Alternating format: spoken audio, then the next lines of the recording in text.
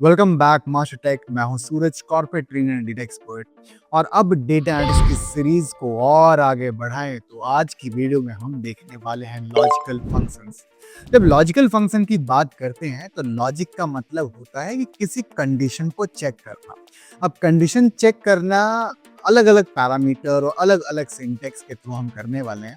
और कंडीशन हर जगह होती है, यहाँ तक कि अगर आप स्कूल में गए हैं और आपने एग्ज़ाम दिया है और आपका एक पासिंग क्राइटेरिया होता है, यानी कि 33 एग्जाम्पल के लिए, कि अगर आपके मार्क्स 33 से ज़्यादा हुए तो आप पास हो वरना आप फेल। ये एक लॉजिकल फंक्शन के थ्रू ही हम चेक करते हैं। सेम आप वोट देने जाते हो तो अगर आपकी एज 18 या 18 अबव है तो आप वोट देने के लिए वैलिड हो, अदरवाइज इनवैलिड। तो ये भी एक लॉजिकल फंक्शन के थ्रू करते हैं। यहाँ तक कि आप अमेजन, फ्लिपकार्ट, मिंत्रा पे जाते हैं और वहाँ पर बोला जाता है कि अगर आपका एचडीएफसी या आईसीआईसी का क्रेडिट कार्ड है तो आपको डिस्काउंट मिलेगा, अदरवाइज नहीं। तो ये भी हम लॉजिकल फंक्शन से करते हैं। और अगर मैं और इजी करूँ तो मैं ये बोलूँगा, आप जो अपनी मेल आईडी या आप अपने मोबाइल के अंदर जो पासवर्ड डाल के लॉगिन करते हैं ना, वो भी लॉजिकल फंक्शन की हेल्प से होता है। ठीक है, तो लॉजिक की फंक्शन की सीरीज को अब हम स्टार्ट करते हैं अपने डेटा एनालिटिक्स के अंदर। चलिए देखते हैं अपनी स्क्रीन पर।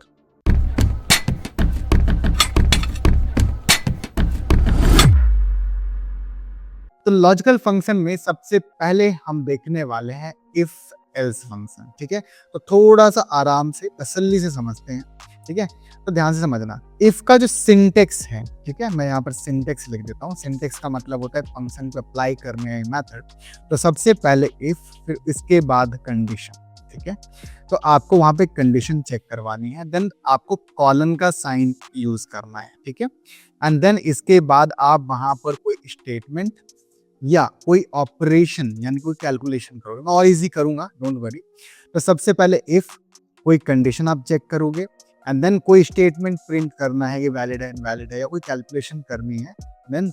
और अगर वो कंडीशन फॉल्स हुई देन आप उसमें कौन सा स्टेटमेंट या ऑपरेशन कैलकुलेट करना चाहते हो। ठीक है, ध्यान समझना। कंडीशन यहाँ पर जब चेक करोगे आप तो उसके रिजल्ट में मिलेगा ट्रू और फॉल्स। एग्जाम्पल से समझते हैं, यानी कि अगर मैं बोलूं कि ये मेरी 45 किसी स्टूडेंट के मार्क्स हैं, ठीक है, और मेरा जो पासिंग है वो 33 है। स्टूडेंट के मार्क्स कितने हैं? 45, और क्राइटेरिया हमारा क्या है? 33। तो मैंने क्या चाहिए, चेक किया कि 45 33 से ज्यादा है या नहीं है, ग्रेटर देन का मैंने साइन लगाया। और जब मैं इसे रन करूंगा तो रिजल्ट में मुझे ट्रू मिलेगा। करेक्ट ना? तो यहाँ पर जो हमने ये चेक करा है ये एक कंडीशन है। करेक्ट। सिमिलर अगर मैं एक और चेक करूँ कि 12 किसी स्टूडेंट के 12 मार्क्स आए और मेरा जो पासिंग ग्रेड है वो 33 है, और मैं ये चेक करना चाहता हूँ कि 12 33 से ज़्यादा है या नहीं है, और फिर मैं रन करूंगा तो मुझे मिलेगा फॉल्स। समझ में आ गया? तो यही यहाँ पर है कि इफ कंडीशन चेक करोगे तो आपको मिलेगा ट्रू। तो यहाँ पर वैल्यू इफ ट्रू, ठीक है, तो ये वैल्यू इफ ट्रू में आप क्या देना चाहते हो? तो यहाँ पर वही सेम स्टेटमेंट और ऑपरेशन। और यहाँ पर एल्स का मतलब है वैल्यू इफ फॉल्स। अगर फॉल्स आया तो क्या देना चाहते हो? स्टेटमेंट या ऑपरेशन, कुछ भी हो सकता है। ठीक है, तो चलिए देखते हैं एक आराम से एग्जाम्पल के साथ। अब मैं एक यहाँ पर वेरिएबल ले लेता हूँ, और वेरिएबल लेने के बाद मैं यूजर से उसके मार्क्स पूछूंगा। ठीक है, मार्क्स कैसे पूछते हैं? इनपुट से। तो इनपुट एंटर योर मार्क्स। ठीक है, अब इसके बाद जो इनपुट है वो हमेशा स्ट्रिंग में इनपुट लेता है, टेक्स्ट में इनपुट लेता है। तो मुझे इसे इंटीजर या फ्लोट में, यानी कि नंबर में कन्वर्ट करना पड़ेगा। और नंबर में कन्वर्ट करने के लिए मैं इंटीजर या फ्लोट फंक्शन को यूज कर सकता हूँ। तो मैंने अपने स्ट्रिंग में जो इनपुट मिलता है उसको, उसका डेटा टाइप मैंने चेंज कर दिया फ्लोट, और ये फिर स्टोर होगा हमारे मार्क्स नाम के वेरिएबल के अंदर। ठीक है, तो एग्जाम्पल के लिए मैं यहाँ पर 56 दूंगा। अभी मैं दूंगा, मैं कमेंट करके 56। अब मैं चेक करूंगा कि इफ मार्क्स, अगर मार्क्स ग्रेटर देन और इक्वल टू 33 है, अगर मेरे मार्क्स 33 से ज्यादा या उसके बराबर भी है, कॉलन, देन, कॉलन लगाया, देन क्या? तो वैल्यू इफ ट्रू, अगर वो सही बात है तो आप प्रिंट में दिखा देना पास, और नहीं हुए तो यानी कि एल्स प्रिंट में दिखा देना फेल। अब मैं यहाँ पे रन करूंगा तो सबसे पहले मुझसे ये मेरे नंबर मांगे, जो मैंने बताया मैं क्या देने वाला हूँ 56। एंड एंटर करूंगा, देन यू विल गेट पास, क्योंकि पास हमारे 33 से अबव है, यानी कि वैल्यू ऑफ ट्रू में आया और वैल्यू ऑफ ट्रू में हमारे पास पास दिया गया। क्लियर है ना? अब यहीं पर सेम चीज अगर मैं वापस से रन करूं और मैं यहाँ पर दे दूं 10 और एंटर करूं तो मुझे मिला फेल। क्यों? क्योंकि अब ये वैल्यू ऑफ ट्रू नहीं है, ये वैल्यू फॉल्स के रिजल्ट को प्रिंट करेगा। ठीक है, एक और प्रोग्राम देख लेते हैं। मैं अब यूजर से उसकी एज मांगना चाहता हूं और मैं ये दिखाना चाहता हूं कि वो वोट देने के लिए वैलिड है या नहीं। ठीक है, तो हम क्या करेंगे, बहुत सिंपल है, एज लेंगे यूजर से इंट में और इनपुट में हम यहाँ पर उसकी एज मांग लेते हैं, एंटर योर एज। करेक्ट? तो इनपुट क्या करेगा, स्ट्रिंग में इनपुट लेगा और फिर इंट उसे नंबर में कन्वर्ट कर देगा। देन इसके बाद इफ एज ग्रेटर देन और इक्वल टू 18, अगर एज 18 या 18 से ज्यादा है देन प्रिंट में हम कहेंगे वैलिड फॉर वोट। ठीक है, एंड सेम एल्स, वरना प्रिंट में इनवैलिड फॉर वोट। रन करेंगे, एज में मैंने डाला यहाँ पर 20, एंटर करेंगे तो वैलिड फॉर वोट, एंड फिर से यहाँ पर मैं 10 लिखूंगा तो इनवैलिड। ठीक है, यहाँ तक क्लियर है? अब इतना समझ गए हैं तो इससे रिलेटेड प्रॉब्लम्स की भी बात कर देते हैं। ठीक है, तो ध्यान से समझना, मैं इसी पास फेल वाले सेम कोड को मैं नीचे लिखने वाला हूँ। ध्यान से समझना, मैं यहाँ पर मार्क्स के मैं कोई यूजर से डायरेक्टली एक इनपुट ले रहा हूँ 56 और आपने दिया if marks greater than equal to 33 और फिर इसके बाद प्रिंट में आपने यहाँ पर पास दे दिया और फिर एल्स में आपने यहाँ पर फेल दे दिया और रन करेंगे तो आपको मिलेगा एरर। ठीक है, अब एरर क्यों मिला है इसको जरा ध्यान से समझो। सबसे पहले तो आप ये समझो कि एक इंडेंटेशन एक प्रॉब्लम है, नंबर 1। नंबर 2, आपने यहाँ पर दिया if marks greater than equal to 33, तो हमने एक चीज नहीं दिया देन, और देन मतलब कॉलन के सिंबल को यूज नहीं किया, तो एक तो ये मिसिंग था कॉलन, और फिर एक यहाँ पे भी कॉलन होता है, ये भी हमने कॉलन दे दिया। फिर भी रन करेंगे तो भी यहाँ पे प्रॉब्लम आई। ठीक है, क्यों? क्योंकि ये जो स्टेटमेंट है वो इस इफ के अंदर है और इफ के अंदर होने का मतलब होता है आपको स्टार्टिंग में एक इंडेंट देना होता है। इंडेंट का मतलब होता है 4 स्पेस, यानी कि आप अपने एक तरह से टैब बटन को प्रेस करोगे तो भी आगे शिफ्ट हो जाएगा, और यहाँ पर भी मैं टैब प्रेस करूंगा एंड रन करूंगा तो रिजल्ट में आएगा पास। ठीक है, अब एक और चीज बताऊं, ये आपको टैब करने की जरूरत नहीं है। वैसे आप डायरेक्टली जब सेम कोड को यहाँ पर कॉलन लगाएंगे ना, देखो बिना कॉलन के एंटर करोगे तो सेम वहीं पे जाके कर्सर आएगा तो फिर प्रॉब्लम आएगी। आप कॉलन अगर लगाते हो और एंटर करते हो ऑटोमेटिक वो इंडेंट के साथ आएगा, ऑटोमेटिक वो स्पेस के साथ आएगा, कोई दिक्कत नहीं आएगी। ठीक है, तो जैसे आप कॉलन लगाओगे ऑटोमेटिक आएगा और रन में आप करोगे तो वहाँ से आउटपुट पास ही मिलने वाला है। ठीक है, आई होप आपको यहाँ बहुत अच्छे से क्लियर हो गया होगा।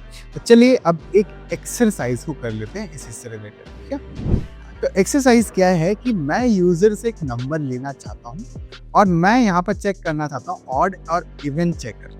ठीक है, यानी कि आप यूजर से एक नंबर लो और वो नंबर चेक करके आपको बताना है कि वो जो नंबर है वो ऑड नंबर है या इवन नंबर। ऑड और इवन क्या होते हैं मैं आपको समझाता हूँ। ठीक है, जो नंबर डायरेक्टली 2 से डिवाइड हो जाते हैं और रिमाइंडर जिसका 0 आता है उसे हम बोलते हैं इवन वैल्यू, जिसे हम हिंदी में सम बोलते हैं। ठीक है, और फिर जो नंबर डायरेक्टली पूरा का पूरा 2 से डिवाइड नहीं होता है उसे हम ऑड बोलते हैं, यानी विषम नंबर। ठीक है, ठीक है, तो समझ में आ गया होगा।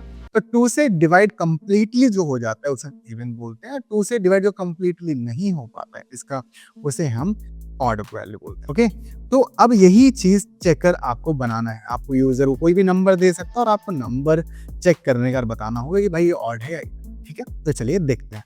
तो सबसे पहले ऑड और इवन हमेशा जो जाना जाता है वो जाना जाता है रिमाइंडर वैल्यू पे। ठीक है, एग्जाम्पल से समझाता हूँ। तो अगर मैं यहाँ पर प्रिंट सबसे पहले रिमाइंडर वैल्यू निकालते कैसे, जैसे अगर मैं 5 को 2 से डिवाइड करूं तो 2 2 जा 4, एक जो 1 आया ना वो उसका रिमाइंडर वैल्यू है। करेक्ट, तो यहाँ पर अगर मैं रिमाइंडर वैल्यू जानना चाहता हूँ I will use 5 percentage symbol 2, इसे हम मॉड्यूलस का सिंबल बोलते हैं। ठीक है, और मैं इसे रन करूंगा तो यहाँ पर आपको 1 मिला। ठीक है, सेम प्रिंट 4, इसमें मॉड का साइन लगाएंगे यानी कि परसेंटेज सिंबल एंड एंटर करेंगे तो रिमाइंडर वैल्यू हमें 0 मिला। ठीक है, तो यहाँ पे 2 से डिवाइड होने के बाद रिमाइंडर 1 और यहाँ पे 2 से डिवाइड होने के बाद रिमाइंडर 0। तो अब अगर मैं 0 और 1 को आइडेंटिफाई करके चेक करवा लूँ तो मुझे इजीली पता चल जाएगा कि भाई वो ऑड है या इवन। ठीक है, तो चलिए चेक करते हैं। तो सबसे पहले यूजर से मांगेंगे number, num equals to int और इनपुट में एंटर अ नंबर।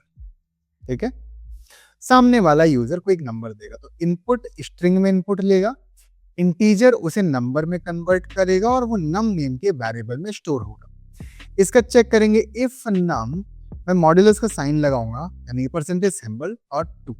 तो अब चेक होगा, डिवाइड हो कि कोई एक रिमाइंडर वैल्यू आएगी, वो 0 भी हो सकती है और 1 भी हो सकती है। और मैं चेक करूंगा इक्वल टू, अगर वो 0 है देन अब सवाल आएगा सर इज इक्वल टू क्या, अभी मैं समझाऊंगा। अभी ये समझ लो कि हम यहाँ पर जो रिमाइंडर वैल्यू आ रहा है उसको चेक कर रहे हैं कि वो 0 आएगा या नहीं। ठीक है, अब चलो बता देता हूँ यार, है ना। देखो, सिंगल जो इक्वल होता है वो यूज होता है वैल्यू को असाइन करने के लिए। एग्जाम्पल के लिए जब मैं यहाँ पर लिखता हूँ नम इक्वल टू 50, इसका मतलब है नम नेम के वेरिएबल में 50 स्टोर हो जाए, ना कि नम की वैल्यू 50 है या नहीं। यहाँ पर ये चेक नहीं कर रहा है, ये स्टोर कर रहा है, डिफाइन कर रहा है। ठीक है, लेकिन हम यहाँ पर चेक करना चाह रहे हो, चेकिंग के लिए हम यहाँ पर डबल इक्वल को यूज करते हैं। फॉर कंपैरिजन हमें डबल इक्वल को यूज करना होता है। ठीक है, इक्वल की जगह पे। फिर इसके बाद तो इफ नम परसेंटेज 2 या मॉड्यूलस 2, तो यहाँ पर रिमाइंडर वैल्यू आएगा, जो रिमाइंडर वैल्यू इक्वल टू 0 आया then print this is an even number. और अगर नहीं आया, जाहिर सी बात है वो एल्स में जाएगा, तो else print this is N odd number. मैं रन करता हूं, सबसे पहले मुझसे नंबर मांगा, मैंने दिया 45, hit enter, this is N odd number. Again मैं यहाँ पर डालूंगा 12 और एंटर करेंगे, this is an even number. अब आप चाहे जितना बड़ा नंबर डालो, आपको आउटपुट आराम से मिल जाएगा। ठीक है, चलिए इतना समझ गए हैं, तो अब कंपैरिजन ऑपरेटर के बारे में भी समझ लेते हैं। तो कंपैरिजन ऑपरेटर में जब ये वाला जो सिंबल है इसको बोलते हैं ग्रेटर दैन। ग्रेटर दैन का मतलब बेसिकली है जब आपको हायर वैल्यू ही ओनली चेक करनी है। एग्जाम्पल, अगर मैं आपसे ये बोलूं कि आपके मार्क्स जब 33 से ज्यादा होंगे तभी आप पास हो, 33 से ज्यादा, 33 भी नहीं, तो ऐसे केस में इक्वल को ग्रेटर दैन को यूज करेंगे। एग्जाम्पल से समझते हैं, मैं यहाँ पर लिखूं मार्क्स और मैंने दिया 33। ठीक है, और फिर मैं लिखूं if marks greater than 33 then print pass and इसके बाद एल्स प्रिंट फेल। ठीक है, रन करेंगे तो ये फेल ही होगा बिकॉज हमने ग्रेटर देन का सिंबल लगाया है, यानी इक्वल भी नहीं है। ठीक है, इसके बाद हमारे पास होता है लेस देन। ठीक है, लेस देन। अब लेस देन का मतलब होता है जब आपकी वैल्यू किसी कंडीशन से छोटी है तभी वो वैल्यू ट्रू होगी। एग्जाम्पल के लिए मैं ये बोल सकता हूँ कि अगर आपकी इनकम 10,000 से कम है पर मंथ, तो आप एक गवर्नमेंट स्कीम का फायदा उठा सकते हो। लेकिन अगर आपकी सैलरी 10,000 या 10,000 से अबव है तो आप गवर्नमेंट स्कीम का फायदा नहीं उठा सकते। तो ऐसे केस में मैं क्या करूंगा, आप सैलरी पूछेंगे इक्वल टू, अब वहां पर यूजर अपनी सैलरी दे सकता है। अभी के लिए मैं 5,000 मैनुअली लिख देता हूँ। फिर हम चेक करेंगे if salary less than 10,000, correct, then, ठीक है, फिर यहाँ पर कहेंगे अलाउड फॉर स्कीम, करेक्ट ना, और फिर इसका एल्स प्रिंट में करेंगे नॉट अलाउड। अब मैं रन करूंगा तो जाहिर सी बात है इनको अलाउड हो गया बिकॉज इनकी सैलरी 10,000 से कम है। अब यहाँ पर अगर किसी की सैलरी 10,000 भी होगी ना तो भी यहाँ पर नॉट अलाउड आ जाएगा क्योंकि वो उस क्राइटेरिया को पास नहीं कर पा रहे हैं। तो यहाँ पर हम लेस देन को यूज करते हैं। इसके बाद हमारे पास जो ऑप्शन है वो है इक्वल्स के लिए। ठीक है, इसके लिए हम डबल इक्वल को यूज करते हैं, इक्वल्स। अब इसको कहाँ पे यूज कर सकते हैं? एग्जाम्पल के लिए अगर मैं आपसे ये बोलूँ कि अगर आपके पास HDFC का क्रेडिट कार्ड है तो आपको डिस्काउंट मिलेगा, अदरवाइज नहीं। तो अब यहाँ पर मैं CC नाम से एक वेरिएबल बनाता हूँ और इसमें बैंक प्रोवाइडर का नाम दे दिया HDFC। ठीक है, अब यहाँ पर ग्रेटर देन तो नहीं लगा सकते क्योंकि text greater than less than use नहीं करते, इक्वल टू हम कर सकते हैं। If CC credit card equals to, double equal को यूज करना है, HDFC then print discount allowed ठीक है, एंड इसके बाद else print discount not allowed. Okay, अब मैं यहाँ पर इसे रन करता हूँ, डिस्काउंट अलाउ हो गया है, और यहीं पर SBI अगर मैंने कर दिया तो डिस्काउंट नॉट अलाउड। ठीक है, सो ये है हमारा इक्वल टू। देन इसके बाद next we have greater than और इक्वल टू, ग्रेटर देन और इक्वल टू।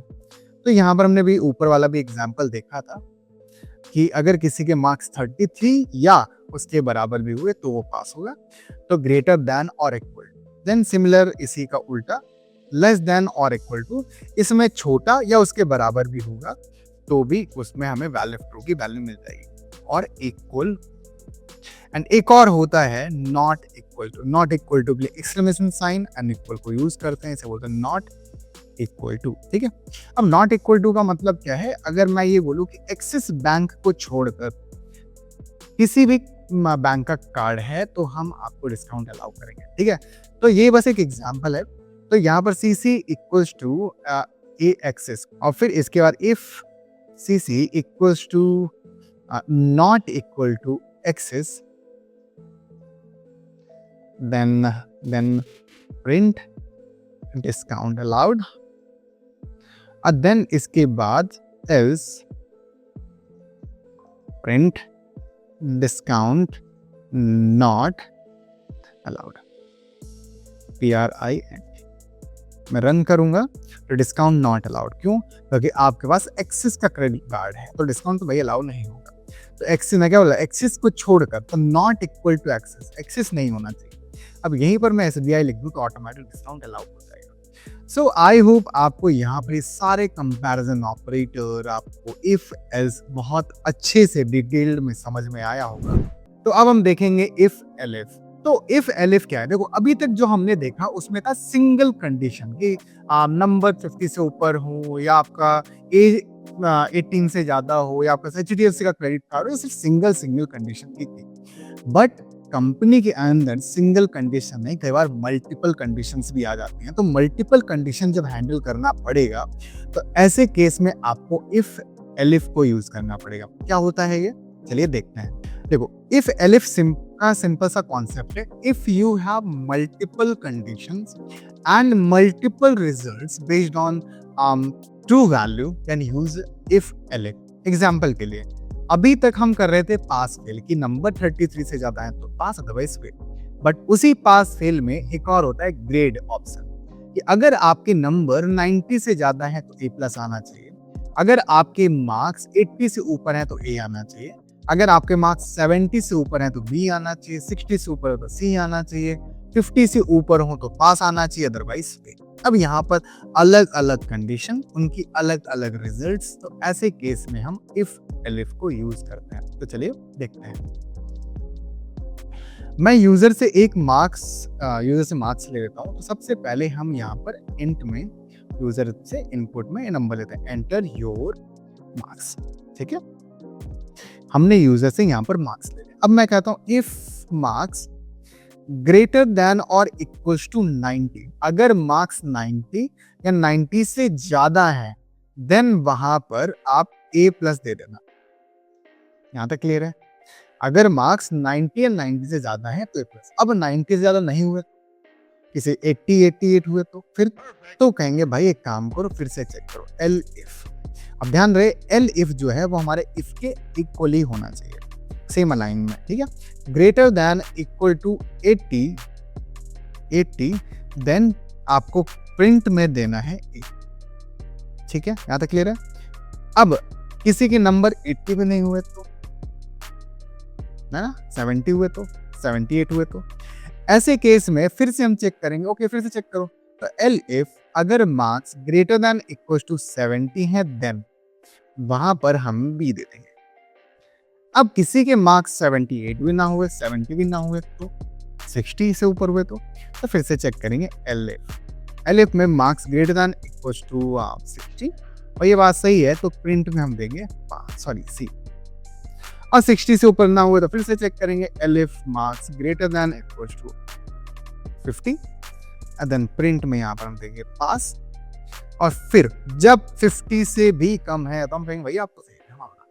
तो अब आप जब लास्ट की ही वैल्यू बचती है एल्स, इसके अलावा कुछ भी हो फेल, तो कुछ भी हो तो एल्स में डाल के आप नीचे डाल देंगे फेल। तो यानी अब क्या बचेगा भाई, 50 से कम ही वाला बचेगा और मामला वो फेल में ही जाएगा। चलिए एंटर करके रन करते हैं एक बार। तो हमने यहाँ पर इसे रन किया और रन करने के बाद मैं अब इसमें कुछ नंबर दे देता हूँ। नंबर मैंने डाल दिया 99, एंटर करेंगे तो हमें मिला A+। बढ़िया है, फिर से रन करते हैं। रन करने के बाद मैं देता हूँ 56, एंटर करूंगा तो मुझे मिला पास। फिर से रन करता हूँ, मैं देता हूँ 10 और यहाँ पे मिला फेल। वापस से रन करता हूँ, देता हूँ 67, एंटर करूंगा तो कैसे। तो आपके यहाँ पर एलिफ वाला भी पर्पल सॉल्व हो गया है। और इसमें अगर हम और कहाँ यूज कर सकते हैं सर, तो देखो इससे और यूज तो बहुत जगह पे कर सकते हैं। अब अगर मैं आपसे ये बोलूं कि यार आप Amazon पे या आप कोई भी अपना ई-कॉमर्स प्लेटफॉर्म है या सेल्स डिपार्टमेंट में हो और उस टाइम पे आप ये बोल रहे हो कि सर अब ना हम अपना अलग अलग डिस्काउंट चलाएंगे। अब अलग अलग डिस्काउंट चलाने से क्या मतलब है कि अगर किसी ने 50,000 का सेल किया या उससे ज्यादा का सेल किया ना सर, उसे 50% का डिस्काउंट, 50,000 से ऊपर पे 50% डिस्काउंट। मैं यहाँ प्लस लिख देता हूँ, ठीक है, इक्वल और प्लस। अब किसी ने अगर सब 30,000 या उससे ऊपर लिया तो 30,000 उससे ऊपर का सर उसको हम देंगे सीधे 30% डिस्काउंट। लूट चल रही है, लूट। इसका 20,000 या उससे ऊपर कर रहा है तो सर 20%, 10,000 से ऊपर कर रहा है तो उसे 10% डिस्काउंट। अब ऐसे केस में जब डिस्काउंट इतनी देने की बात हो रही है तो जाहिर सी बात है आप सर इफ से तो पॉसिबल नहीं है, because we have multiple conditions and multiple results based on this value. अब वो करना क्या है, ये एक एक्सरसाइज की तरह चलो करते हैं, ठीक है। दो तरीके से करेंगे। फर्स्ट हम करेंगे कि इसको नॉर्मली परसेंटेज में चेक करवा दो, और दूसरा परसेंटेज डिस्काउंट देने के बाद उसका टोटल बिल कितना पड़ेगा। यानी कि अगर 100 रुपीज का बिल है और उसे 10% का डिस्काउंट दे दो, कितना पे करना पड़ेगा, 90 रुपए। तो सिमिलर यहाँ पर भी अगर जिसको जितना डिस्काउंट है तो उसको माइनस करने का उसे कितना पे करना पड़ेगा, वो भी एक्सरसाइज अभी हम करेंगे सेम। पहले इसे नॉर्मल प्रिंट करके स्टेटमेंट देखेंगे, फिर हम ऑपरेशन देखेंगे। चलिए पहले स्टेटमेंट देख लेते हैं। तो सबसे पहले हम यूजर से मांगते हैं उसका टोटल बिल। तो टोटल बिल इक्वल टू, यहाँ पर हम बोलेंगे फ्लोट में, हो सकता है पॉइंट में कुछ हो, ठीक है। Input enter your total bill, ठीक है। एंड इसके बाद हम यहाँ पर कॉलन लगाएंगे और फिर इसके बाद हम देंगे if total bill greater than equal to 50,000 then print 50% discount. क्या बात है। इसके बाद अब 50,000 से ऊपर ना हुआ तो फिर एलिफ, फिर से टोटल बिल 30,000 से ऊपर हो देन उसका 30% का डिस्काउंट। एलिफ वरना टोटल बिल अगर उसका 20,000 से ऊपर का डिस्काउंट हो देन प्रिंट 20% डिस्काउंट, ठीक है। और एल्स में अब मैं डाल दूंगा प्रिंट 10% डिस्काउंट। रन करेंगे तो सबसे पहले टोटल बिल अब मैं डाल रहा हूँ 80,000 का, एंटर करेंगे 50% discount. Similar 30,000 30% discount, similar 10,000 10% discount, ठीक है। यहाँ तक क्लियर होगा। लेकिन अब जो वो जितना उसका बिल होगा और जितना उसको जितने परसेंट का डिस्काउंट अलाउ होगा उसको माइनस करने के बाद कितना उसको पे करना है, ये हमें जानना है, ठीक है। तो देखते हैं। ओके, तो सबसे पहले हम यहाँ पर यूजर से उसका टोटल बिल लेंगे। तो float input enter your total, ठीक है। हमने यूजर से उसका टोटल बिल दिया और अब चेक करेंगे if total bill greater than equal to 50,000 then. अब यहां पर हमें करना है कैलकुलेशन में क्या करूंगा, यहां पर मैं लिखूंगा बिल विद डिस्काउंट। ये एक वेरिएबल बनाया बिल विद डिस्काउंट। तो मैं क्या करूंगा, टोटल बिल में माइनस हो जाए टोटल बिल का 0.5। अब 0.5 अगर आपको नहीं लिखना है, अगर इस तरह से नहीं लिखना है, 0.5 बाय द वे 5% ही होता है। अगर आपको इस तरह से नहीं लिखना है तो आप इसको 50 डिवाइड बाय 100 ऐसे भी लिख सकते हो, ठीक है। तो आप चाहे ऐसे लिखो और चाहे आप इसे 0.5 भी लिख सकते हो, कोई दिक्कत नहीं है, वो एक ही बात है, 0.5, ठीक है। क्लियर है यहाँ पर। इसके बाद अब यहाँ पर प्रिंट बिल विद डिस्काउंट। लेकिन अगर नहीं हुआ तो सेम मैं वापस एलिफ स्टार्ट करूंगा, एलिफ।